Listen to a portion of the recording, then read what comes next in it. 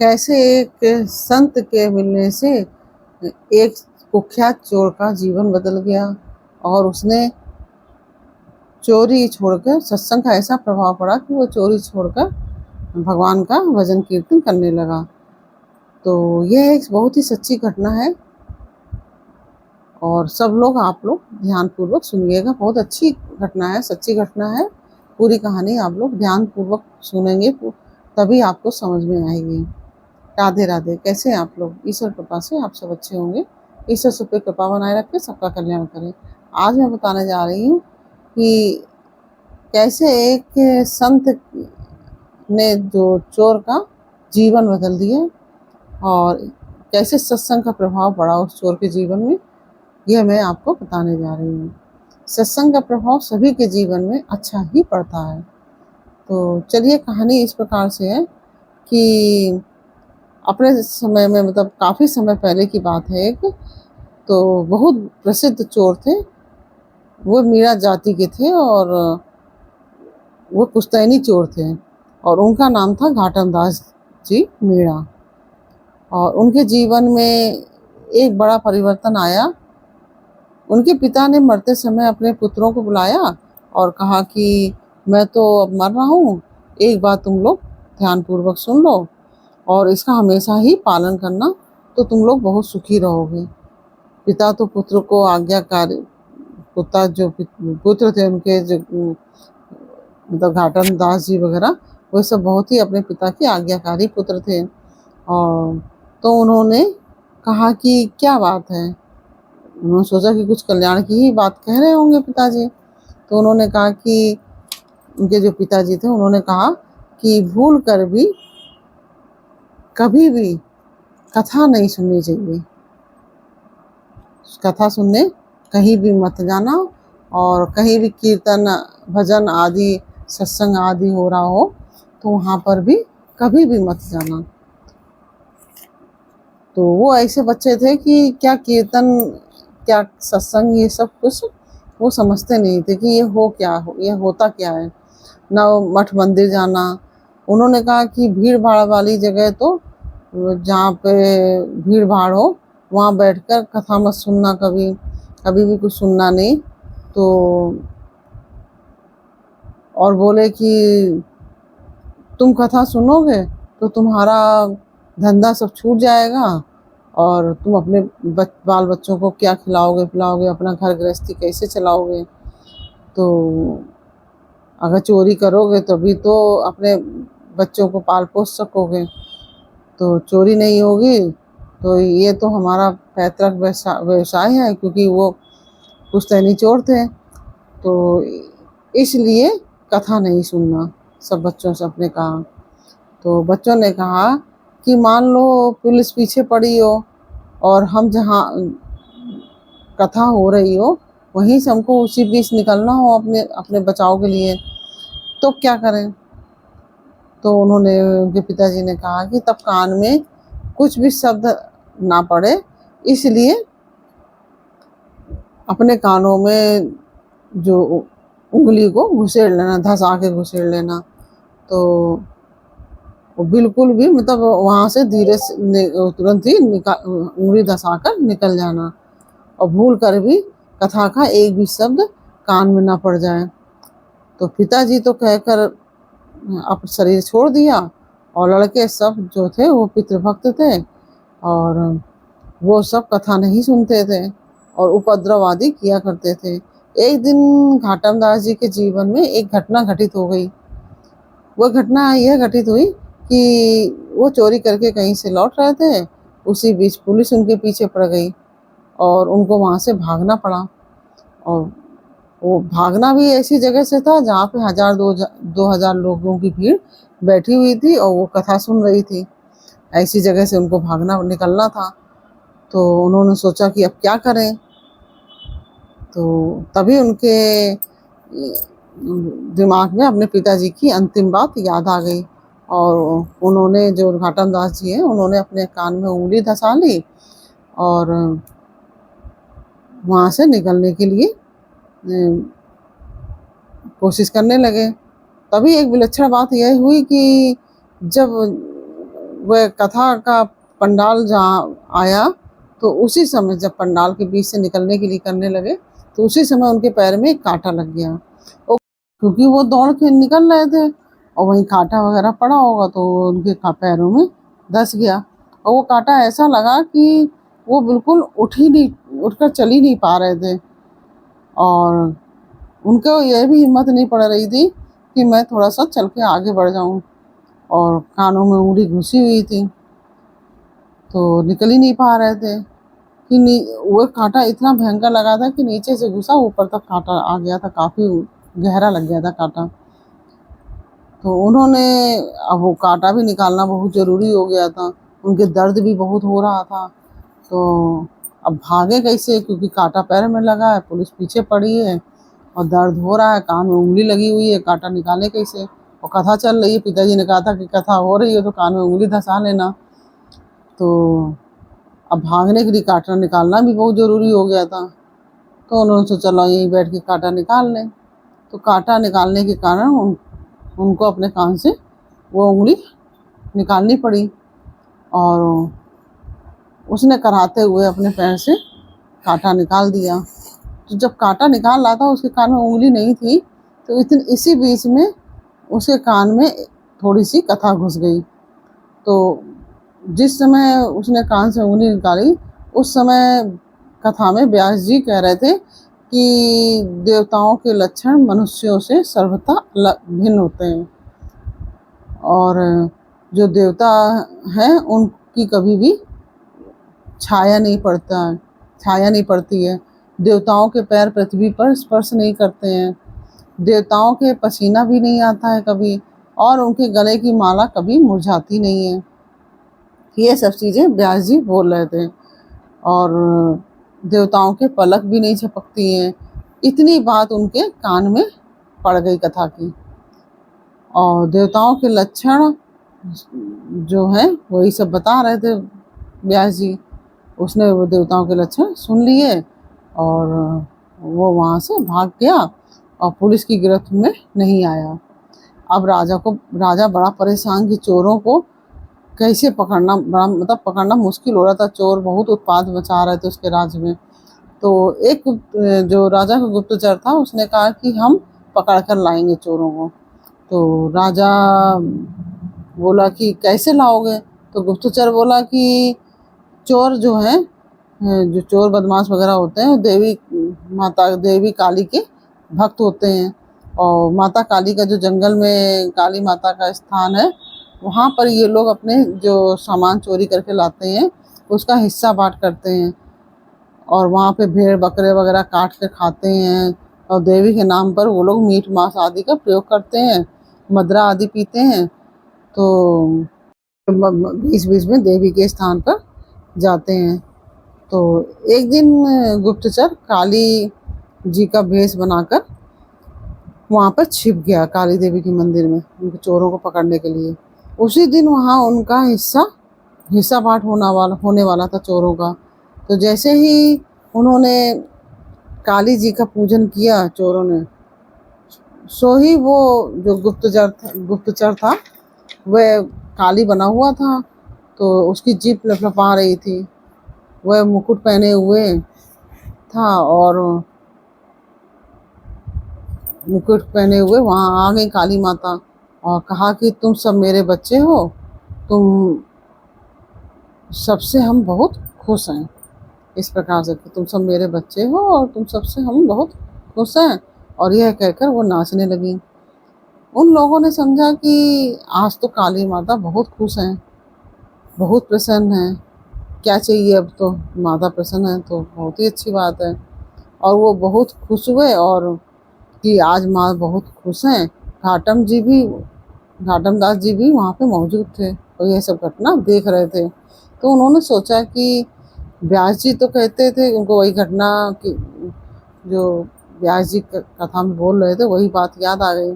तो उन्होंने सोचा कि व्यास जी तो कह रहे थे कि देवताओं की छाया नहीं पड़ती है, इसकी तो छाया भी पड़ रही है, इसके तो पसीने भी आ रहे हैं। क्योंकि काली माता जो थी बना हुआ था गुप्तचर, वो हाथ में जलती हुई जो लकड़ी है वो लिए हुए था, और इसकी तो पलक भी झपक रही है। अरे ये तो कोई गुप्तचर है। अब इन लोगों को समझाएंगे तो ये समझेंगे नहीं। अब तो काली की, ये तो काली की भक्ति में सब मग्न है, कोई सुनेंगे है नहीं, समझेंगे है नहीं, तो अपने को यहाँ से खिसक लेना चाहिए। और वो वहाँ से चला गया। इतने में वहाँ पे पुलिस आ गई और सब चोर पकड़े गए, सबको फांसी की सज़ा हो गई, सबको मृत्युदंड मिला, क्योंकि डकैती, हत्या, लूट आदि में उनका सबका बहुत बड़ा नाम था। अब तो घाटम दास जी का, जो घाटम दास जी थे, उनको बड़ा दुख हुआ कि मेरे पिताजी तो मर गए हैं, और बताओ, वो कहते थे कथा नहीं सुननी चाहिए, कथा सुनना कितनी बढ़िया चीज़ है। और थोड़ी देर कथा सुन ली तो मैं मौत के मुंह से बच गया, मौत के मुंह से निकल आया, मौत से बच गया, नहीं आज हमारी भी मौत हो गई होती। अब तो कथा ज़रूर सुननी चाहिए। और वे जंगल घूमने लगे। तो एक महात्मा जी घोर जंगल में झरने के पास रहते थे, और वहाँ का जल बहुत ही सुपाच्य था। वहाँ पहुँचे घाटम दास जी, और बाबा बाबा खोल अपनी किवड़िया, इस प्रकार से उनका दरवाज़ा खटखटाने लगे। और भीतर गए तो बाबा अपनी धूनी लगाए हुए थे, धूनी पर बैठ कर भजन कर रहे थे बाबा। फिर बाबा जी ने पूछा, कहा कि कैसे आए? बोले कि हमको कथा सुनाइए। रात्रि के समय यदि कोई मध्य रात्रि में महात्मा के पास पहुँचे और धमका कर कहे कि कथा सुनाओ, कथा का भी अपना समय होता है भाई, हर समय तो कथा सुनाई नहीं जा सकती, या तो दिन हो या शाम हो, तब चलो फिर भी सुनाई जाएगी। या मध्य रात्रि में पहुंचा और उनसे पीछे पड़ा कि मुझे कथा सुनाइए, मुझे कथा सुनाइए। तो महात्मा जी से इस प्रकार से बार बार जिद करने लगा। बोले नहीं नहीं, हमको कथा सुनाइए, कथा सुनाइए, सत्संग सुनाओ, सारी घटना बताइए। देखो हम चोर हैं, चोरी करना हम नहीं छोड़ सकते किसी भी हालत में, क्योंकि उसी से हमारा घर चलता है और हम अपने बच्चों का पालन पोषण करते हैं। तो हमारे परिवार के लोग भूखे मर जाएंगे अगर हम चोरी छोड़ देंगे। हमको कोई बढ़िया बात सुनाओ, सत्संग की बात सुनाओ। तो संत जी को उस चोर पर बड़ी दया आ गई, सारी बात समझी। अरे ये घाटम दास जी नाम के चोर हैं, बड़ा भारी चोर है, इसकी बड़ी प्रसिद्धि है, इसको भजन साधन बताएंगे तो ये करेगा नहीं। तो कहा कि ये लो तुलसी की माला पहन लो और राम राम किया करो, क्योंकि वो जानते थे संत की इसको कोई सत्संग वैसी बात बताएंगे तो ये करेगा है नहीं, साधन बताएंगे तो साधन तो कर नहीं पाएगा। तो उसको तुलसी की माला दे दी कि ये लो तुलसी की माला पहन लो और राम राम किया करो, जागने से लेकर सोने तक हर समय राम राम किया करो।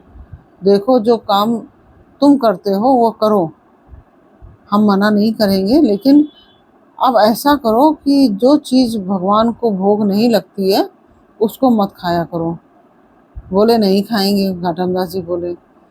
और बाजरे की रोटी, छाछ, रेवड़ी तो खा सकते हो, ऊट पटांग की बात चीज़ें मत खाना, बिना नहाए मत खाना, राम राम कहा करो, और मन ही मन में भगवान को निवेदन करके कोई भी चीज़ जो खाना उसको भगवान को निवेदित करना पहले। तो बोला कि ये भी कर लेंगे।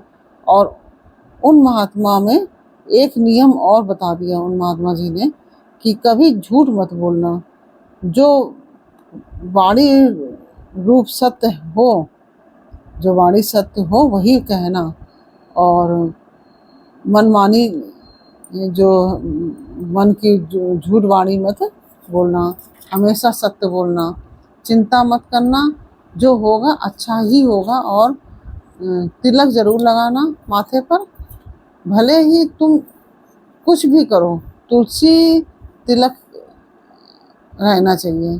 तुलसी और तिलक हमेशा रहना चाहिए। तुलसी की माला, तिलक लगाना होना चाहिए। जो चीज़ भगवान को भोग नहीं लगती वह खाना नहीं। और कहीं चाहे कितनी भी विपत्ति हो, तुम्हारे ऊपर कहीं कथा हो रही हो, तुम्हारे ऊपर कितनी भी विपत्ति हो, कहीं पे कथा हो रही हो, थोड़ी सी देर वहाँ पर बैठकर सुनना ज़रूर।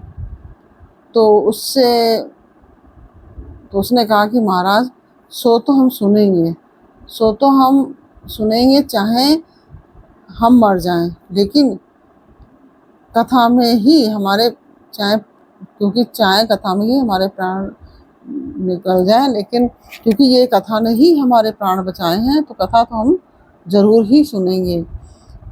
एक और नियम बता दिया कि कहीं मंदिर में आरती वगैरह हो रही हो तो घड़ी घंटे की आवाज़ सुनाई दे जाए तो आरती के दर्शन अवश्य करें। भगवान के मंदिर में आरती होती है तो आरती की ज्योति जो भगवान के मुखार बिंदु का दर्शन करते हैं, आरती की जो आरती जब होती है तब जाते हैं तो भगवान के मुखार बिंदु का जो दर्शन करते हैं उनको 10,000 कपला गायों के दान का जो पुण्य होता है वो तत्काल ही प्राप्त हो जाता है। पुराणों में लिखा है कि भगवान की इसलिए पुराने ज़माने में घड़ियाल घंटा आदि से आरती होती थी और बजाया जाता था। तो शंख बजाया जाता था, घंटा बजाया जाता था, घड़ियाल बजाया जाता था, जिससे सबको पता चल जाए कि आरती होने वाली है और लोग इकट्ठे हो जाएं। आरती का दर्शन जरूर करना चाहिए। घाटम दास जी चोरी भी करते और भगवान का भजन कीर्तन आदि भी करते थे और गुरु महाराज जी की आज्ञा का पालन भी करने लगे। एक दिन अलवर के जो महाराज थे राजा, तो उनके यहाँ चोरी करने के लिए गए घाटम दास जी। और कैसे गए चोरी करने? वह सेनापति के भेष में गए। कैसे गए चोरी करने? कि सेनापति के भेष में, और उन्होंने सेनापति का भेष बनाया और चोरी करने चले गए। इधर से गए साधारण घोड़े में और बैठकर जो आए, तो जैसे ही वहाँ पहुँचे तो साधारण घोड़े में बैठ के गए थे और वो सिपाही के भेष में गए थे, सेनापति के भेष में, सेनापति के भेष में गए थे और साधारण घोड़े में बैठकर गए थे। और जैसे ही वहाँ पहुँचे तो महल के दरबार ने पूछा कि कौन है? तो गुरुजी की बात याद आ गई कि गुरुजी ने कहा था कि झूठ मत बोलना। तो बोला चोर।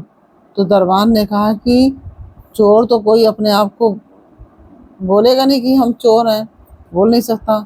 अरे ये तो सेनापति जी हैं और डांट रहे हैं कि हमको कि अरे ये तो सेनापति जी हैं, हमको डांट रहे हैं कि तुमने सेनापति को पहचाना नहीं क्या, तो तुम्हारी आँख फूट गई है क्या?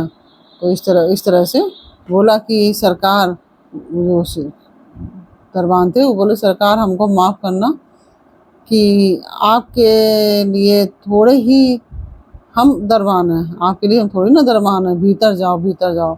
इस प्रकार से वो चोर, उसने खुद सही बताया कि चोर हैं, लेकिन वो जो दरबान थे वो सोच रहे थे कि सेनापति जी के भेष में था। तो सेनापति जी गुस्से में बोल रहे हैं कि तुमने हमको पहचाना नहीं क्या, हम चोर हैं, इस तरह से गुस्से में कह दिया है। तो माफ़ी मांगने लगा और उनका भीतर जाओ भीतर जाओ। और एक सिपाही मिला, बोला कौन? तो चोर बोला चोर। अरे साहब हम आपको भूल गए, आप सेनापति जी हैं, आप भीतर पधारो। और इनको ये भी हो जाता था कि वहाँ भी तो मिला होगा, मतलब आगे भी तो चौकीदार जब शुरुआत में राजमहल के अंदर घुसा होगा तब भी तो एक चौकीदार मिला होगा। ये तो दिमाग से उतर ही गया था, तो ये तो सेनापति जी हैं, चलो इनको निकलने दो, इस प्रकार से उसके मन में आया। चौकीदार तो सब पहरेदारों ने यही सोचा कि आगे वो बढ़ते गए इसी तरह से कि सब पहरेदारों ने यही सोचा कि यार सबसे पहले दरवाजे में तो सेनापति जी को वो तो मिला ही होगा, ये सेनापति जी ही हैं। और सोचा अत्यंत आवश्यक गुप्त बात होगी जो आधी रात में राजा ने इनको बुलाया है। और ये भीतर गए हैं और भीतर जाकर महाराज के शयन कक्ष तक पहुंच गए घाटम दास जी। कोई छोटी मोटी चोरी करने तो गए नहीं थे वो। रानी ने अपने हीरे जवाहरात के जो आभूषण थे उतार कर रखे थे। राजा साहब ने भी अपने आभूषण वगैरह रात में उतार के रख दिए थे। तो महाराज और महारानी के जो आभूषण थे और आभूषणों को एक कपड़े में रखा और जाते समय उसने राजा साहब का विशेष घोड़ा जो था काले रंग का, उसको वो जो बहुत ही विशेष घोड़ा था उनका अरबी घोड़ा था, वो लेकर चले। तो जाते समय किसी ने उनको टोका नहीं, क्योंकि सब जानते थे कि अभी सेनापति जी अंदर गए हैं, वही जा रहे हैं, तो किसी ने उनको टोका नहीं। राजा साहब जब प्रातःकाल उठे तो उन्होंने देखा कि उनके आभूषण नहीं है। तो राजा ने कहा इतने कड़े पहरे में भी हमारे आभूषण, लगता है हमारे आभूषण चोरी हो गए। तो राजा ने कहा कि इतने कड़े पहरे में भी जब हमारे कच्छ से आभूषण चोरी हो गए हैं तो इसका मतलब है कि राज्य की प्रजा भी असुरक्षित है और इतनी बड़ी चोरी तो घाटम दास ही कर सकता है। तुरंत पुलिस दौड़ने लगी पकड़ने के लिए उसको, और चौकीदारों को लगा दिया गया, बुलाया गया। क्यों? तो सबने कहा क्या बात है भाई, क्या बात है। सब चौकीदारों को बुलाया गया, राजा ने तलब किया। तो महाराज सेनापति जी आए थे, तो सबसे पूछा कि क्या बात है भाई, कैसे चोरी हो गई, कौन आया था। तो चौकीदार बोले कि सेनापति जी आए थे, हमने पूछा था कौन, तो बोले कि चोर। राजा ने सेनापति को तलब किया और सेनापति ने कहा कि प्रभु हम तो अपनी छावनी में थे, हम तो आए नहीं। तो सबको पक्का हो गया कि ये घाटम दास ही था। अभी भागकर कहीं गया तो ज़्यादा दूर तो नहीं गया होगा। घाटम दास भाग रहे थे और शाही घोड़े पर बैठकर, और चारों ओर से घुड़सवार दौड़ रहे थे उनको पकड़ने के लिए। अब सवेरा हो गया। एक संत का स्थान था जंगल में, वहाँ जाकर ठाकुर जी की मंगला आरती का समय हो गया था। वो जंगल में भाग रहा था अपने को बचाने के लिए, तभी एक संत का वहाँ पे स्थान था, वहाँ पे मंगला आरती का समय हो गया था। जैसे ही शंख बजा, घंटा घड़ियाल बजने लगे, तुरंत ही उन्होंने घोड़ा बांध दिया और गुरु जी की बात फिर याद आ गई और कि आरती छोड़कर मत जाना। घाटम दास जी आरती में खड़े हो गए और पीछे से पुलिस आ गई, घाटम दास जी को पकड़ लिया। माल बरामद हो गया और घोड़ा भी बरामद हुआ। आश्चर्य यह हुआ कि घोड़ा तो बरामद हुआ, घोड़े का रंग बदल गया। घोड़ा था काला और वो हो गया दूध जैसा सफ़ेद। तो फिर राजा के सिपाही आए तो उसको पकड़ा और बोले साहब चोर तो पकड़ा गया है। राजा के पास ले जाके बोला, और माल भी बरामद हुआ है लेकिन घोड़ा बदल गया है। राजा ने कहा कि घोड़ा तो वही है लेकिन इसका रंग कैसे बदल गया। घाटम दास जी ने पूछा तो घाटम दास जी झूठ तो बोलते नहीं थे, सारी जो सच्ची घटना थी वह बता दी। तो मैं सेनापति बनकर आया और भगवान की आरती में खड़ा था, मेरे प्राण बचाने के लिए भगवान ने घोड़े का रंग बदल दिया। इतना सुनकर अलवर नरेश ने उनको प्रणाम किया। बोले आप संत हैं, आपके लिए भगवान ने घोड़े का रंग बदल दिया, हम आपको दंड तो नहीं देंगे। आप इतना बताइए कि आप संत तो हैं तो चोरी क्यों करते हैं, जब आप संत हैं तो चोरी क्यों करते हैं। तो बोले कि महाराज हमारे कोई धंधा नहीं है, तो राजा बोले कि आपको माफ़ी दी जाती है, ज़मीन जायदाद दी जाती है, आप प्रेम से भगवान का भजन करो और भजन कराओ। मलुकदास जी महाराज ने संत नामावली में घाटम दास जी का नाम लिया है, और नाभादास जी ने भी भक्तमाल में भी उनका नाम लिया है। और मलुकदास जी ने लिखा है कि सारे संतों में यह प्रसिद्ध था कि घी खाना हो तो घाटम दास जी के यहाँ जाओ।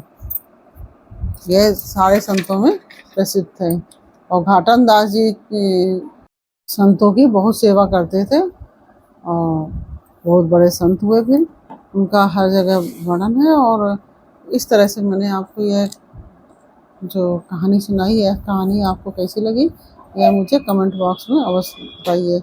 अच्छी लगी हो तो वीडियो को लाइक शेयर कीजिए और कमेंट में राधे राधे अवश्य लिखिए, और यह भी बताइए कहानी आपको कैसी लगी। फिर मिलते हैं आपसे अगले कहानी या अगली जानकारी के साथ। तब तक के लिए राधे राधे। सभी लोग कमेंट ज़रूर करें, और यदि चैनल को आपने सब्सक्राइब नहीं किया है तो प्लीज़ हमारे चैनल को सब्सक्राइब अवश्य कर लीजिए और बेल आइकन बटन अवश्य दबा दीजिए, जिससे कि हमारे आने वाले सारे वीडियोस आपको प्राप्त हो सकें। फिर मिलते हैं आपसे अगले वीडियो में। तब तक के लिए राधे राधे।